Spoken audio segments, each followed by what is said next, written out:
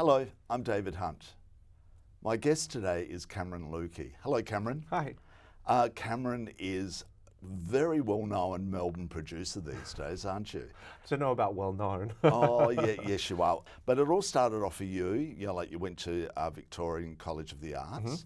What was your degree there? I studied opera. Right. Which was my introduction to theatre. I knew that I wasn't an opera singer. I knew that that wasn't kind of my passion. So I worked for a bit. I sang in the chorus for some Opera Australia shows. Yeah. I did a couple of Oz Opera schools tours, which was fun. And then discovered producing. And I produced a play about an opera singer, Maria Callas. And that was kind of how that happened, how that evolved. Let's go back to you as a kid. Like where did the interest with the arts come from? I was a pretty eccentric kid. I grew up in Perth, kind of out of the city a fair bit. And so country. Well, half an hour out of the city in Perth in the late 80s was pretty much the country. So I grew up obsessed with, movies and music and all of the divas, Bet, Barbara, Meryl, Glenn, all of them. You're so gay such a stereotype, yep. And I thought I wanted to be, an actor or a singer or something like that. And then, as I got a bit older, I pursued that, and that's how I ended up at VCA studying singing. But yeah, at some point I realized that I wasn't a performer. I didn't have the same attitude towards it that a lot of my peers had. They were so driven by it and passionate, and they had all these big dreams about where they wanted to perform and the stages that they wanted to sing on. And I was just thinking, I'd really like to pay my bills and not work, in a call center or something like that, which I had done at the time. So, yeah. Why Melbourne? Why did you move to Melbourne? It's where I got in. Right. Oh, okay. That's simple. Yeah. I auditioned for a couple of places, and I had a singing teacher who raved about the head of the vocal department at VCA, and so I thought, why not? It was a good excuse for me to move out of home and have a bit of a fresh start. So how was home? You had a fun childhood, or? Yeah, I did. I had a mum who was really encouraging of my love of the arts. She'd buy me CDs. She'd take me to see shows. She took me to see Phantom, Secret Garden, all the musicals that would come to Perth. And I had a grandmother who I was raised by my mum and my grandma. And, she had a love of old movies. And so I remember watching things like Out of Africa and on old VHS with my grandma. And that was sort of part of my introduction to I guess, the world of drama. All of a sudden you're like singing with opera companies, but you realise that's not what you wanted. When was that moment? What was the moment that you thought, I've got to move on from here? I think I knew going in. Oh, really? Yeah, it was one of those things where I could do it, and I was given work, and I enjoyed the work. It was a lot of fun, but I didn't have that ambition to kind of keep climbing the ladder. I was happy just doing what I was doing. But then I had a teacher who'd produced an opera in Sydney, and that was my introduction to the role of a producer. And I sang in the chorus for that, and I got to watch how she worked and how she brought it all together.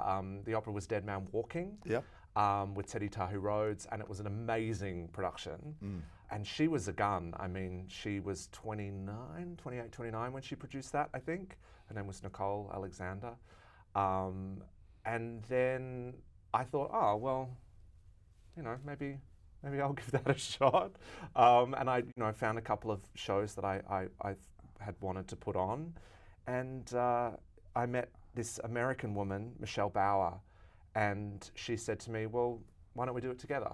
And that was how it started. Because it can be pretty tough being a producer, can't it? Because like the finances, and you've got to make it all work, So that it's a tough call, isn't it? But you're the lifeblood, you're the backbone of the project as well, aren't you? For me, for the projects that I've worked on, I don't know about the backbone, but I initiate the project. So I choose what show I want to do, and then I usually will approach a writer or a director or an actor, and then kind of build it from there. But at some point, you hand it over to the director, and it becomes theirs. Yep. The thing about producing is that it is kind of like glorified gambling. No one pulls you aside and says, "I think you need help. I think maybe this is not healthy," but it does lead to a lot of sleepless nights where you're thinking, "Oh, I hope I don't lose too much money, or I hope I don't, I hope it all works out." So do you write at all? Have you ever dabbled in writing? Actually, I tried that, not so successfully. I wrote a play about Rock Hudson a few years ago, and it was a great experience, and I worked with some amazing people, and that was how I met Michelle, my co-producer for a while. So it was a really positive experience, but like I discovered I wasn't a singer, I also discovered I wasn't really a writer. Okay. I did see that play. Yeah. And I really enjoyed it because it was a really interesting twist. It's a while ago now, Yeah. Let's talk about Paul Capsis. You've had a great sort of, like friendship with him, and you've produced him in what? Resident Alien. He played Quentin Crisp, who was an incredible character, a British writer, life model, eccentric wit. I mean, he was an icon. Yep. And Paul is an icon, so it was pretty incredible. And how did you approach Paul on it, or did you already know him by that stage? I think I'd met him a couple of times in foyers and things, but I had never worked with him. And I had been watching American Horror Story. Yeah. And there's a scene in the 4th season where Jessica Lange sings Life on Mars. Yeah. And I suddenly had this vision of Paul singing Life on Mars as Quentin, and thought, oh, I want to see that. I want to see Paul play Quentin. And I think I wrote to his agent with the idea. And we had coffee and chatted about it, and then I suggested Gary Abrams as the director, and that's how it all came together. There's no one like Paul. No. He is singular, and when he came in to do the first read through, he just had it, the voice, the mannerisms, but he always brings a little bit of Paul to it as well. So it's this kind of interesting mix of, such a recognisable Quentin, but also a little bit of Paul Capsis, which everyone loves. Everyone loves. Now let's talk about a director. You mentioned him, who directed Paul. Who is it? Gary Abrams, who I've worked with 3 times now. Yeah, because his name keeps on coming up, doesn't he? With He's got 2 shows on at the moment. And we just did a show earlier this year as well, and we did Angels in America a few years ago at 45 Downstairs. We clash a lot, but we see eye to eye on most things. Yep. And I think we have a good partnership. Now, I was going to move on to Angels in America. Like a very, very important piece of theatre. Why did you take it on? Oh, I was, I think, 13 or 14 when the miniseries came out, and I was obsessed. I just thought it was the most amazing thing I'd ever seen. And that cast, Meryl Streep and Al Pacino and Emma Thompson. And it was just, it was called a Fantasia, and that's exactly what it was. It was just incredible. And I thought then, I'd love to be involved in a production at some point. And then Gary and I were talking after Resident Alien about what to do next. And I don't know, we had a few ideas that sort of didn't eventuate, and then I pitched Angels to him, and it just seemed like the right time to do it, because it hadn't been done in Melbourne, I think, for 23 years. We thought, yeah, great, this will be fantastic, and then it almost killed us. It was crazy. Why? 7 hours of theatre. Yeah. Trying to rehearse that and produce it on a shoestring budget in a 100-seat theatre. It was mad. The chances of making money are pretty slim. Yeah, well, no, it definitely wasn't about that. It was a passion project, yes. 100%. We had a great cast, and everybody kind of came together for the love of it.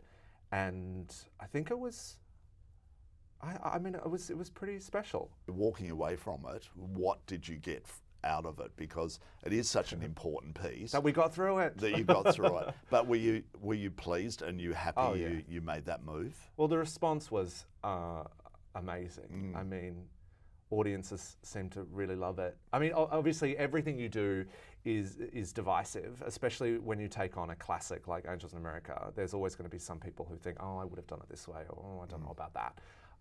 But generally, you know, the reviews we got, the audience response was everything we could have hoped for. It was fantastic.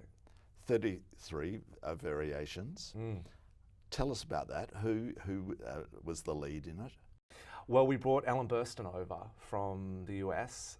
Who's she, for those that might not know? For those that don't know, she's an Oscar-winning actor who starred in films like The Exorcist. She was the mother in The Exorcist, Requiem for a Dream. She was just recently in House of Cards. She played Robin Wright's character's mother in that. I mean, a lot of great classic films. Same time next year, Alice Doesn't Live Here Anymore, Last Picture Show. Why her?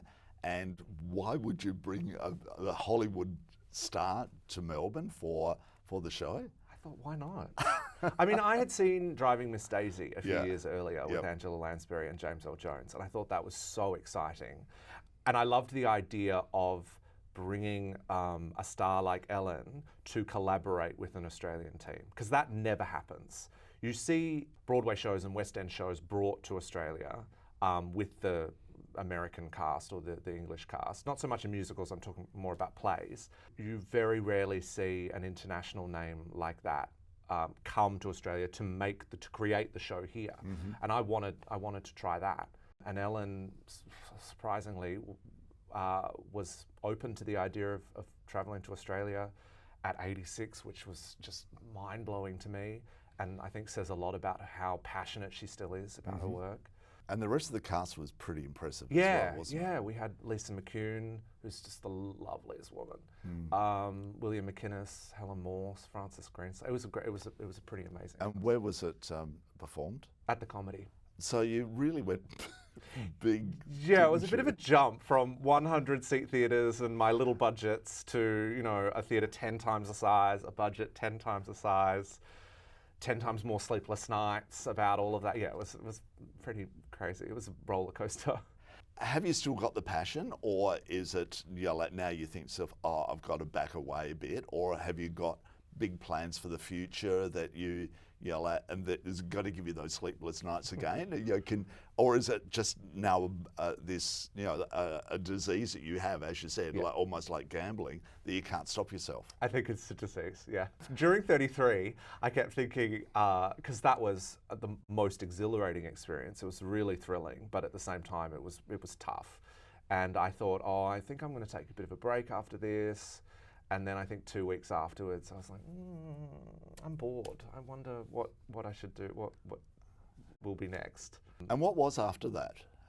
No, that's it. But you've got other little businesses on the side, haven't you? Yeah. I mean, I work with other producers and theatre companies to kind of help them out with their shows. But no, I haven't had my own project since 33, which was in March. But I'm working on a few things, hopefully for next year. Okay, and you told me that I wasn't allowed to say anything, but it sounds pretty amazing. So, you know, it really is a bit of a bug with you, isn't it? You can't stop yourself now, because the next thing's going to be even bigger, I think. Hopefully, thinking now about how to branch out and maybe take a show overseas to the UK or the US. So that's my goal for the next show. Cameron Lukey, thank you so much for being on the show today. Thank you for having me. I'm David Hunt. We'll see you soon.